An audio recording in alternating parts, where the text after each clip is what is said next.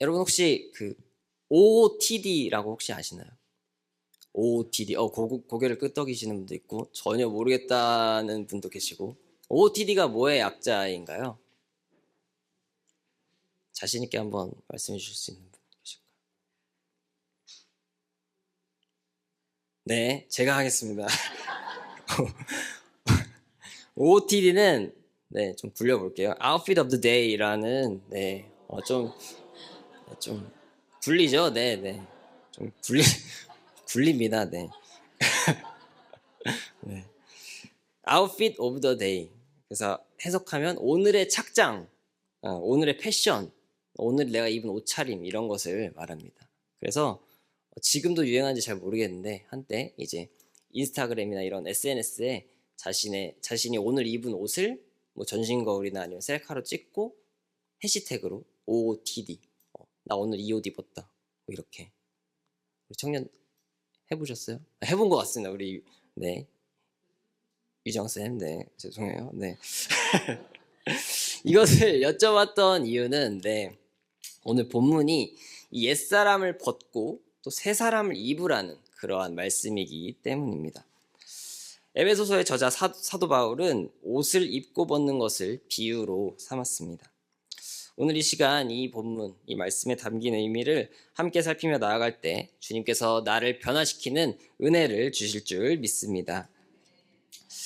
오늘 본문의 배경을 먼저 한번 살펴보길 원합니다. 우리가 잘 알고 있는 사도 바울은 예수님을 만나 회심한 후에 평생 복음을 전파하며 살았습니다. 하나님은 특별히 바울을 이방인들에게 복음을 전하기 위한 그릇으로 삼으셨고, 바울은 하나님이 주신 사명을 따라 아시아와 유럽 곳곳을 다니며 예수 그리스도를 알지 못하는 이방인들에게 복음을 전했습니다.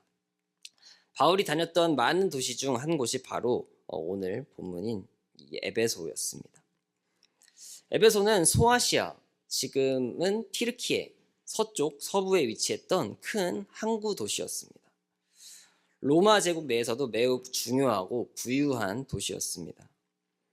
세계 7대 불가사의라고 알려져 있는 것 중 하나인 이 아르테미스 신전이 있어서 많은 사람들이 그 에베소로 찾아왔고, 또 상업, 철학, 정치, 종교가 복합적으로 얽힌 그러한 복잡한 도시였습니다. 이런 에베소에서 바울은 복음을 전했습니다. 3차 전도 여행 시기에 이 바울은 에베소 교회에서 3년을 머물면서 이 눈물로 이 교회를 목양했습니다. 다른 어떤 도시들보다도 바울이 오래 머물렀던 도시였기에 개인적으로도 특별한 관계를 지닌 교회였습니다. 에베소서는 이렇게 특별한 의미를 가진 에베소 교회에게 전하는 이 바울의 마음이 담긴 편지였습니다. 그렇다면 바울은 이 편지를 통해 어떤 메시지를 에베소 교회에 전하고 싶었을까요? 에베소 교회는 바울의 사역 이후에 크게 성장했지만 도시의 특성상 여전히 이 이방 종교, 아까 말씀드린 그런 아르테미스 신전이 있었다고 했죠. 이방 종교의 영향을 받는 환경 가운데 있었습니다. 그래서 우상 숭배, 또 마술, 철학, 또 세속적인 문화가 아주 강하게 퍼져 있었습니다. 또한 유대인과 이방인이 함께 섞인 공동체로서 정체성 혼란이나 교리적인 문제가 발생할 수도 있었고, 또 교회 내부적으로는 분열, 그리고 윤리적인 문제, 그리고 영적인 전쟁도 문제가 되었습니다. 그래서 바울은 이러한 문제를 겪고 있는 에베소 교회에게 편지함으로써 하나님의 구원 계획, 그리고 예수 그리스도의 은혜, 그리고 유대인과 이방인의 하나됨, 그리고 교회의 참된 의미, 그리고 그리스도인으로서 삶의 모습, 또 실천적인 권면 등을 전하고 있습니다. 이러한 이야기들 가운데 4장 중반에서 나오는 이야기가 바로 오늘 본문인 옛사람과 새사람에 대한 말씀입니다. 에베소의 이방인들은 바울을 통해 예수 그리스도의 복음을 듣고 또 믿음으로 성도가 되었습니다.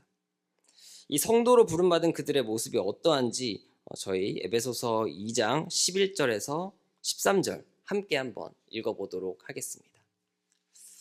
함께 읽겠습니다. 시작. 그러므로 생각하라. 너희는 그때에 육체로는 이방인이요 손으로 육체에 행한 할례를 받은 무리라 칭하는 자들로부터 할례를 받지 않은 무리라 칭함을 받는 자들이라. 그때에 너희는 그리스도 밖에 있었고 이스라엘 나라 밖의 사람이라. 약속의 언약들에 대하여는 외인이요 세상에서 소망이 없고 하나님도 없는 자이더니 이제는 전에 멀리 있던 너희가 그리스도 예수 안에서 그리스도의 피로 가까워졌느니라. 그들은 육체로는 이방인이요 또 할례 받지 않은 사람들, 그리스도 밖에 있었고 이스라엘 나라 밖의 사람, 언약들에 대해 외인이고 세상에서 소망이 없고 하나님도 없는 자들이었지만 그리스도 예수 안에서 그리스도의 피로 가까워졌다고 바울은 이야기합니다. 우리도 동일한 은혜로 이 자리에서 성도로 부름받아 이곳에서 예배를 드리고 있는 줄 믿습니다. 그러나 그리스도의 은혜로 구원을 얻었음에도 여전히 옛 습성과 또 예전의 삶의 방식을 따라서 살며 개인과 교회에 문제를 일으키는 일이 있었기에 바울은 지금 권면의 말씀을 하고 있는 것입니다. 바울은 그 옛 습성 그리고 옛날 삶의 방식을 옛 사람이라고 칭합니다. 그리고 옛 사람들의 특징을 말하고 있는데요. 저희 옛 사람의 특징 두 가지만 살펴보도록 하겠습니다. 옛 사람의 특징 첫 번째는 바로 허망한 것으로 행하는 것입니다. 저희 오늘 읽은 본문 17절 한번 함께 읽도록 하겠습니다. 함께 읽겠습니다. 그러므로 내가 이것을 말하며 주 안에서 증언하노니 이제부터 너희는 이방인이 그 마음에 허망한 것으로 행함같이 행하지 말라. 본문에 쓰인 이 허망한이라는 뜻의 헬라어 마타이오테스라는 이 헬라어는 허무함 그리고 공허함이라는 뜻을 가지고 있습니다. 옛사람의 특징은 마음의 공허함 가운데 행한다는 것입니다. 공허함을 비유적으로 표현하면 좀 어떻게 설명할 수 있을까요? 보통 마음에 어떤 큰 구멍 하나가 있다고 표현하곤 합니다. 삶을 열심히 살아가다가도 또 목표를 설정해서 그 목표를 향해 열심히 달려가다가도 어느 순간 우리 마음 가운데 그러한 큰 구멍이 생기고 공허함이 찾아오곤 합니다. 마음에 텅 빈 구멍이 하나 생깁니다. 이 빈 곳을 채우기 위해서 이것도 해보고 또 저것도 해봅니다. 하지만 결코 잘 채워지지 않습니다. 무엇인가를 하면 일시적으로 채워진 것 같아 보이지만 허무한 마음이 계속 유지됩니다. 여러분은 공허함이 찾아올 때 어떻게 하시나요? 빈 구멍이 찾아올 때 여러분은 무엇으로 채우려고 하시나요? 청소년부에서 이렇게 대답하면 제가 뭐 사탕을 좀 주는데 사탕 안 가져왔네요. 사탕. 누군가는 먹을 것으로, 또 누군가는 음행으로, 또 누군가는 유튜브로, 또는 사람으로, 관계로, 또는 물질로 아이쇼핑을 하고 물건을 사고 이런 것으로 공허한 마음을 채우려고 합니다.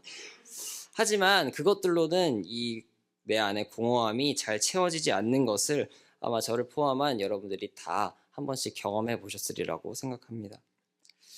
조금 전 말한 이 허망한이라는 뜻을 가진 단어 이 마타이오테스가 베드로후서에 또 사용이 되어 있는데요. 이 허망한 것으로 행하는 자들의 모습이 이 베드로후서에 잘 나타나 있었습니다. 베드로후서 2장 15절에서 18절 제가 한번 읽어보도록 하겠습니다. 그들이 바른 길을 떠나 미혹되어 부올의 아들 발람의 길을 따르는도다. 그는 불의의 삭슬 사랑하다가 자기의 불법으로 말미암아 책망을 받되 말하지 못하는 나귀가 사람의 소리로 말하여 이 선지자의 미친 행동을 저지하였느니라. 이 사람들은 물 없는 샘이요 광풍에 밀려가는 안개니 그들을 위하여 캄캄한 어둠이 예비되어 있나니 그들이 허탄한 자랑의 말을 토하며 그릇되게 행하는 사람들에게서 겨우 피한 자들을 음란으로서 육체의 정욕 중에서 유혹하는도다. 28절에 나왔던 허탄한 자랑의 말을 토하며 해서 이 허탄한에 쓰인 이 단어가 아까 본문에 쓰였던 그 허망한의 단어와 같은 단어입니다. 베드로는 이 허망한 것을 행한 사람으로 부올의 아들 발람을 예시로 듭니다.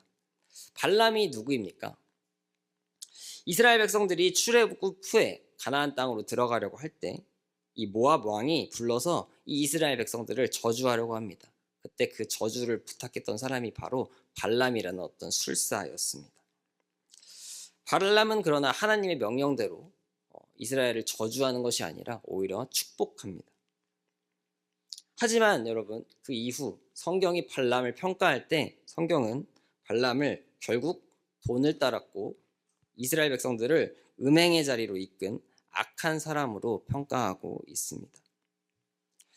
공허함을 불의한 삭스로 또 불법으로 채우려던 이 발람과 같이 성경은 또한 허망한 것으로 행하는 사람들을 아까 17절에서 어떤 물 없는 샘인데 물이 없고 광풍에 밀려가는 안개, 바람이 불면 그냥 사라지는 그러한 것이라고 말합니다.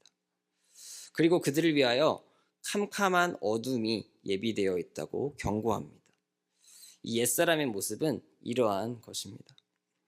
사랑하는 성도 여러분, 허망한 것으로 행하지 않고 영원히 목마르지 않는 생수의 강을 흐르게 하시는 예수 그리스도와 함께 하시길 소망합니다. 옛사람의 두 번째 특징은 바로 무지함입니다. 저희 본문, 오늘 읽은 본문 18절인데요. 18절 띄워주시고 함께 한번 읽도록 하겠습니다. 함께 읽겠습니다.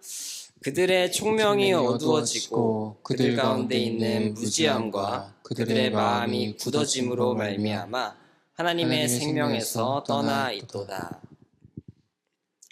여러분, 무지함이 무엇입니까? 무지함은 알지 못한다는 것이겠죠. 어느 교회 성도님께서 매주 금요일마다 자신이 다니는 그 교회 교역자들이 식사하러 매주 금요일마다 분식집에 가는 것을 보시고 우리 목사님, 전도사님들은 분식을 참 다 좋아하시나 보다 라고 생각하십니다. 과연 그럴까요? 그분은 무엇을 지금 알지 못하는 것일까요? 그분은 담임 목사님이 분식을 좋아한다는 사실을 알지 못하는 것입니다.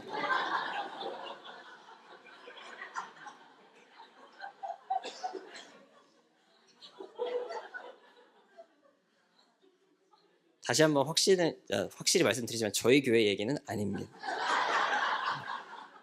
저는 분식을 좋아합니다. 그리고 이곳에 계시지 않은 어떤 목사님은 분식을 별로 좋아하지 않으십니다. 네, 넘어가겠습니다. 무지함의 예신 또 뭐가 있을까요? 감사합니다. 웃어주셨어요. 제가 한 수업을 듣는 중에 교수님께서 말씀해 주신 내용입니다. 어느 교회 청년부 교역자분께서 한 청년 관련해서 이 교수님께 연락을 주셨다는 것입니다.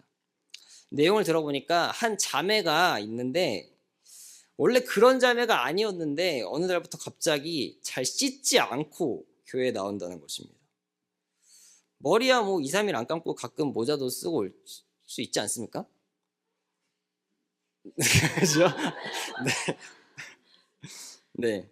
그런데 매주 그렇게, 그리고 옷도 대충 입고 온다는 것입니다. 원래 그런 스타일의 자매가 아니었는데 말이죠. 잘 모른다면 얘가 갑자기 왜 이럴까 하면서 야, 좀 씻고 다녀라. 옷도 좀 잘 입고 다녀라 라고 이렇게 좀 뭐라 할 수도 있었을 것입니다. 그래서 자매에게 잔소리도 하고 또 상처를 주었을 수도 있죠.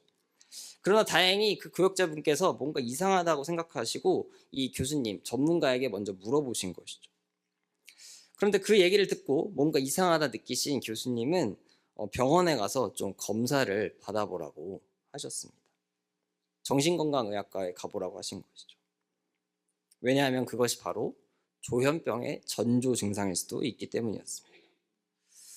조현병은 아시다시피 정신분열증이라고도 부르는 질병인데 청소년기에 특히 여학생들 중에 입시 스트레스로 인해서 발병하는 경우가 많다고 합니다. 18세 즈음해서 이 조현병 인자가 있는데 과도한 스트레스로 인해서 꽃피우게 된다는 것이죠. 그래서 갑자기 이 입시 스트레스를 많이 받은 이 자매가 성인이 되어서 갑자기 잘 안 씻고 옷도 대충 입고 이런 것들이 전조 증상으로 나타났던 것입니다. 이 전조 증상을 잘 알고 계셨던 교수님의 판단으로 그 자매는 병원에 가서 검사를 받고 적절한 치료를 받게 되었습니다. 만약에 그 자매의 주변에 질병에 대해서 무지한 사람들만 있었다면 어떻게 되었을까요? 이렇게 몇 가지 예시를 좀 들어보았는데요. 이렇게 우리가 무엇을 잘 안다는 것은 매우 중요한 일입니다. 왜냐하면 무지로부터 오해가 생기고 또 문제가 생기기 때문입니다. 이런 우리가 가장 잘 알아야 하지만 무지를 떠나서 무엇보다 잘 알고 있어야 하지만 가장 무지한 것이 있습니다. 무엇일까요? 제가 오늘 퀴즈를 너무 많이 내네요. 무엇일까요? 네, 바로 하나님입니다. 우리는 하나님에 대해서 너무나 알지 못합니다. 여러분, 하나님은 우리가 생각하는 것보다 훨씬 크신 분입니다. 믿으십니까? 나이가 지긋하신 원로 목사님들께서 하나님에 대해 이야기하실 때 나는 여전히 하나님을 잘 모르겠다라고 말씀하시는 것을 우리는 종종 들을 수 있습니다. 평생을 목회하시고 또 말씀을 전하시고 성경을 공부하셨던 그 삶을 살아오신 분께서 그렇게 말씀하시는데 우리는 사는 동안 하나님의 크고 수많은 속성 중에 이 정도가 하나님이라고 하면 정말 이 정도밖에 요만큼 정도만 알고 저희의 생을 마감할 가능성이 높습니다. 피조물이 창조주 하나님을 다 알 수 있다고 생각하는 것이 어리석은 생각입니다. 그러나 하나님은 성경을 통해서 자신을 친히 계시하셨습니다. 우리는 성경을 통해 하나님의 전부는 알지 못할지라도 알려주시는 만큼은 하나님을 알 수 있는 것입니다. 하지만 우리는 그 하나님 말씀에 대해서도 참 무지합니다. 지금 이곳에서 말씀을 전하는 저부터도 설교를 준비하면서 또 아이들을 교육하는 자리에 있으면서도 말씀에 대해 많이 부족한 스스로를 볼 때마다 참 큰 부끄러움을 많이 느낍니다. 하나님을 잘 알지 못하니 우리는 하나님을 오해하거나 잘못 생각할 때가 많습니다. 성경의 핵심 교리를 쉽게 정리한 웨스트민스터 소요리 문답 1번 질문은 인간의 최고 목적은 무엇입니까? 이렇게 시작합니다. 사랑하는 성도 여러분, 인간의 최고 목적이 무엇인가요? 네, 예습하셔가지고 여러분 왜 사십니까? 옆에 계신 분들께 좀 질문해 보실까요? 왜 사세요?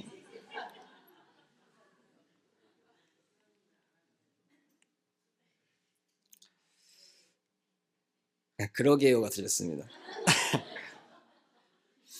이 질문에서 인간의 최고 목적이 무엇입니까? 하는 이 질문에 대한 답은, 성경적인 답은 바로 인간의 최고 목적은 하나님을 영화롭게 하고 그를 영원토록 즐거워하는 것이라고 되어 있습니다. 하나님을 영화롭게 한다는 것은 하나님께 영광을 돌린다는 것을 말합니다. 그리고 영광을 돌린다는 것은 쉽게 비유하면 어떤 탁월한 무언가를 마주할 때 박수를 치며 존경을 보내는 것이라고 말할 수 있습니다.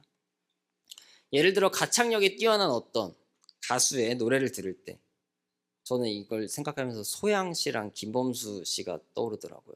소양 씨의 노래나 김범수 씨의 노래를 들을 때 또는 영화나 드라마에서 정말 그 배역 그 자체인 연기를 보여주는 그러한 배우의 연기를 볼 때 우리는 저절로 박수를 보내게 됩니다. 마찬가지로 하나님의 탁월한 무언가를 볼 때 지금 여러분 밖에 벚꽃이 만발하고 있죠? 네, 그 벚꽃을 우리가 볼 때 하나님이 빚으신 이 자연의 아름다움을 볼 때 우리는 하나님께 박수를 보냅니다. 이 모든 걸 지으신 아름답게 지으신 하나님께 영광을 돌리는 것이죠.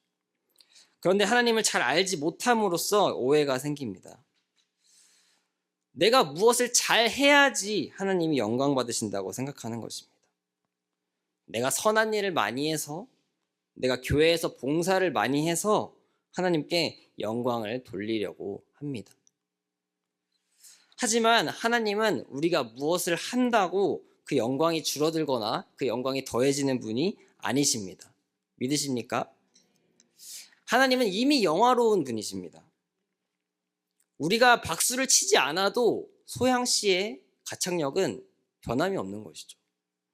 우리가 박수를 치지 않아도 이병헌 씨의 연기력은 여전히 뛰어납니다. 하나님은 영원히 빛나는 빛이시고 우리는 그 빛을 세상에 반사하는 거울일 뿐인데, 우리가 거울로서 제대로 기능을 못하면, 우리가 그 빛을 반사를 제대로 못하면 그 빛의 밝기도 줄어드는 것처럼 생각하는 것이죠. 우리가 그 크신 하나님을 좌지우지할 수 있다고 생각하는 것입니다. 사랑하는 성도 여러분, 하나님은 우리의 행위에 따라 변하시는 분이 아니십니다. 믿으십니까? 그 크신 하나님께서 창세전부터 우리를 택하시고 구원을 예정해 놓으신 줄로 믿습니다. 나의 잘난 것으로, 나의 행위로가 아닌 오직 하나님의 은혜로 구원을 받았는데, 영원한 죽음에서 영원한 생명을 얻었는데 우리는 그것이 얼마나 감사한 일인지 잘 모릅니다. 본문의 18절 말씀은 그것이 하나님의 생명에서 떠나 있도다 라고 말합니다. 영원한 생명을 얻은 자인데 죽음 가운데 살아갑니다. 죽음에서 부활하신 예수 그리스도를 아는 자인데 죽음 가운데 살아갑니다. 그 모습이 19절에 나옵니다. 19절 제가 한번 읽도록 하겠습니다. 그들이 감각 없는 자가 되어 자신을 방탕에 방임하여 모든 더러운 것을 욕심으로 행하되. 사랑하는 성도 여러분, 지금 저 19절의 모습이 저와 여러분의 모습은 아니십니까? 영적으로 무감각해서 방탕하게 모든 더러운 것을 욕심으로 행하면서 나의 영혼을 죽음으로 몰아가고 계시진 않습니까? 오늘 이 예배를 통하여서 날 구원하신 하나님과 성경 말씀을 더욱더 알아가기로 결단하는 우리 모두가 되길 소망합니다. 바울은 이렇게 옛사람의 특징들에 대해서 이야기한 후에 이제 그러면 어떻게 해야 하는지에 대해서 말합니다. 저희 오늘 읽은 본문 에베소서 4장 20절, 21절 함께 한번 읽어보도록 하겠습니다. 함께 읽겠습니다. 오직 너희는 그리스도를 그같이 배우지 아니하였느니라. 진리가 예수 안에 있는 것 같이 너희가 참으로 그에게서 듣고 또한 그 안에서 가르침을 받았을진데. 네, 20절을 한번 띄워주시고요. 여기서 개역개정은 오직이라고 번역했지만 그러나라고 보는 것이 문맥의 흐름상 더 좋습니다. 원어도 그러나라고 되어 있습니다. 그리스도의 은혜로 성도로 부름받았지만, 구원을 얻었지만 여전히 옛사람처럼 하나님을 모르고 예수 그리스도의 은혜를 모르는 이방인처럼 살아가는 사람들에게 바울은 그러나 너희는 그리스도를 그와 같이 배우지 않았다라고 말하는 것입니다. 그리고 진리가 예수 안에 있는 것 같이 너희가 그에게서 듣고 그 안에서 가르침을 받았다고 말하는 것입니다. 그렇다면 그들이 배운 그리스도는 무엇일까요? 그들이 예수에게서 듣고 또 예수 안에서 가르침을 받은 그 진리는 무엇일까요? 에베소서 2장에 그 진리가 나와 있습니다. 에베소서 2장 1절에서 10절 제가 한번 읽도록 하겠습니다. 그는 허물과 죄로 죽었던 너희를 살리셨도다. 그때 너희는 그 가운데에서 행하여 이 세상 풍조를 따르고 공중의 권세 잡은 자를 따랐으니 곧 지금 불순종의 아들들 가운데서 역사하는 영이라.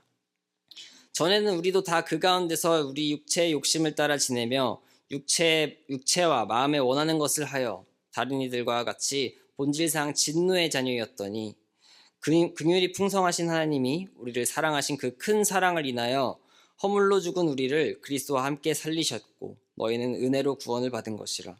또 함께 일으키사 그리스도 예수 안에서 함께 하늘에 앉히시니 이는 그리스도 예수 안에서 우리에게 자비하심으로써 그 은혜의 지극히 풍성함을 오는 여러 세대에 나타나려 하심이라.